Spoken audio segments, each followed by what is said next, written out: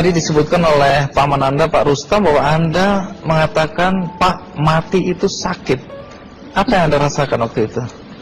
Rasa dada sesak, terus sakitnya tuh seperti ditusuk pedang, terus seperti kulit binatang dikuliti hidup-hidup. Sakit sekali waktu itu rasanya? Sakit sekali. Terus di dada saya terasa sesak.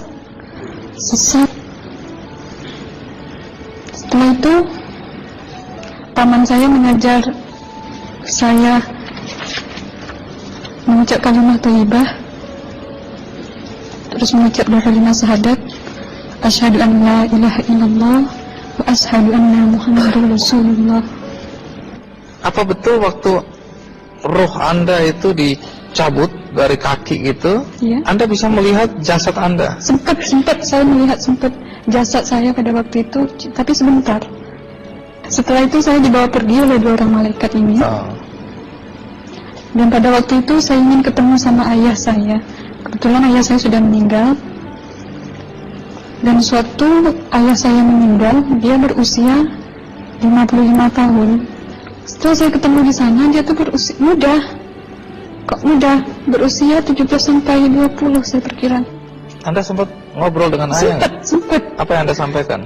Waktu itu ayah nangis. Ayah saya bilang, kenapa kamu kesini nak?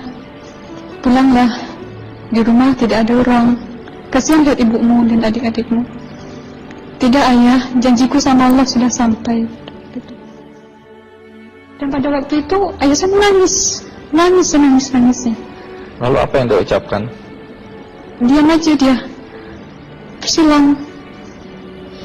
Kembali ke malaikat tadi, bentuk yang Anda lihat seperti apa malaikat ini? Dia ini laki-laki, tapi mukanya sama semua. Berapa malaikat? 2. Iya. Fisiknya seperti apa? Seperti berserban, berpakaian ihram, mukanya sama. Wajahnya seperti apa? Wajahnya sulit saya gambarkan. Yang jelas dia ini sama, dua-dua itu sama rupanya. Apakah ada ucapan dari 2 sosok yang Anda anggap malaikat itu? Ada. Apa kata mereka? Waktu itu saya mengalami perjalanan spiritual. Saya disoal oleh malaikat itu dengan sebutan ma ayyutuka, siapa Tuhanmu? Waktu itu ruh saya menjawab, Tuhanku adalah Allah. Siapa pemimpinmu? Pemimpinku adalah Nabi Muhammad Sallallahu Alaihi Wasallam. Mana kiblatmu? Kiblatku adalah Ka'bah. Siapa kedua orang tuamu? Siapa saudara maramu?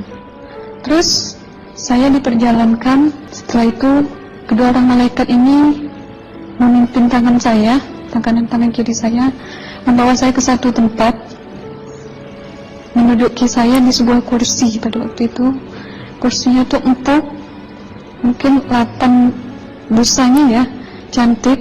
Terus di sana saya duduk.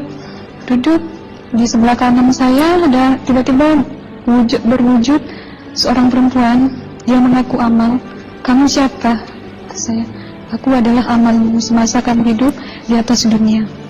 Dan selama kamu di sini, saya akan menemanimu sampai yaumul akhir, itu katanya. Dan pada waktu itu saya melihat perempuan-perempuan solehah berpakaian muslimah, berkerudung, mencium pipi kanan, pipi kiri. Mungkin salam perkenalan pertama waktu menduduki di situ. Setelah itu saya dihijrahkan lagi, dibawa oleh 2 orang malaikat ini lagi, melihat dosa-dosa besar ya. Di sana saya diperlihatkan ada seorang laki-laki memikul besi di bahunya. Saya perkirakan besi itu mungkin beratnya tuh berton kali ya. Berat sekali ya. Berat sekali. Terus dia berjalan nggak sampai ke tujuannya. Berlumuran darah nanah, baunya na'udzubillah misalnya. Bajunya tuh sobek-sobek. Waktu itu roh saya disaksikan oleh Amal. Saya tanya kepada Amal, roh tanya sama Amal, wahai amalku, dosa apakah yang manusia ini lakukan sewaktu ia hidup di atas dunia? Amal menjawab pada waktu itu, sewaktu manusia ini di atas dunia, dia ini adalah menyantet orang, menemuh orang. sehingga dia berjalan nggak sampai yaumul akhir katanya. Yang kedua, saya melihat ada seorang laki-laki saling bunuh-membunuh. Sebentar kayak gitu lagi. Sewaktu manusia ini hidup di atas dunia, dia adalah seorang pembunuh, hingga dia tidak mau bertanggung jawab terhadap orang yang dibunuhnya. Terus yang ketiga, saya melihat ada seorang laki-laki dihujam kemaluannya pakai besi panas, timah panas itu ya, hingga menembus. Waktu itu roh bilang sama amal, wahai amalku, dosa apakah yang manusia ini hidup di atas dunia? Amal waktu itu menjawab, sewaktu manusia ini hidup di atas dunia, manusia ini adalah seorang perzina.